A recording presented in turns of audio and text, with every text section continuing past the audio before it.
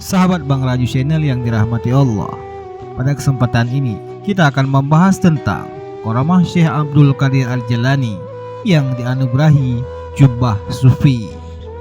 Beliau juga berkata, selama 11 tahun aku membetahkan diriku tinggal di reruntuhan benteng yang saat ini disebut Menara Persia.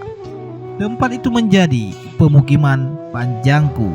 Di tempat itu aku membuat perjanjian dengan Allah Subhanahu wa Ta'ala bahwa aku tidak akan pernah makan sampai akhirnya yang menyediakan makanan buatku, dan aku tidak akan pernah minum sampai ada yang memberikan sarana untuk memuaskan dahagaku. Kemudian aku tinggal di situ selama 40 hari tanpa makan dan tanpa minum. Pada hari ke-40 datang seorang laki-laki membawa sepotong roti dan beberapa makanan.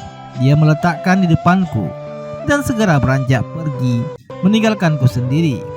Nafsuku kemudian cepat-cepat memaksa keinginan untuk menyambar makanan tersebut. Maka aku katakan, demi Allah, makanan ini tidak sejalan dengan perjanjian yang aku ikrarkan kepada Allah Subhanahu wa Ta'ala. Kemudian di dalam batinku aku mendengar suara yang keras dan berteriak, lapar. Tapi aku tetap menolak untuk menurutinya. Kebetulan pada saat itu Syekh Abu Said Al-Makarimi melintas di depanku dan mendengar suara teriakan itu. Lalu ia mendekatiku dan bertanya kepadaku, apa arti teriakan tadi, wahai Abdul Qadir Al-Jailani? Aku menjawab, tadi itu hanyalah bisikan jiwa rendahku. Seperti halnya ruh, ia akan reda dengan sendirinya. Kemudian ia berkata kepadaku, datanglah ke gerbang Al-Azaj. Lalu ia pergi meninggalkanku, dan aku berkata kepada diriku sendiri, aku tidak akan meninggalkan tempat ini kecuali Allah sendiri yang memerintahkanku.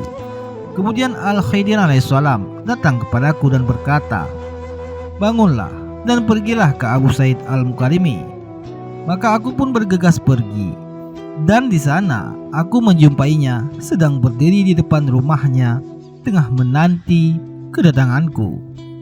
Wahai Abdul Qadir Al-Jailani, katanya kepadaku, apakah belum cukup bagiku ketika aku katakan datanglah kepadaku? Kemudian ia menganugerahkan jubah sufi dengan tangannya sendiri, dan semenjak saat itu aku dengan tekun membaktikan diriku kepadanya dan menjadi muridnya yang rajin.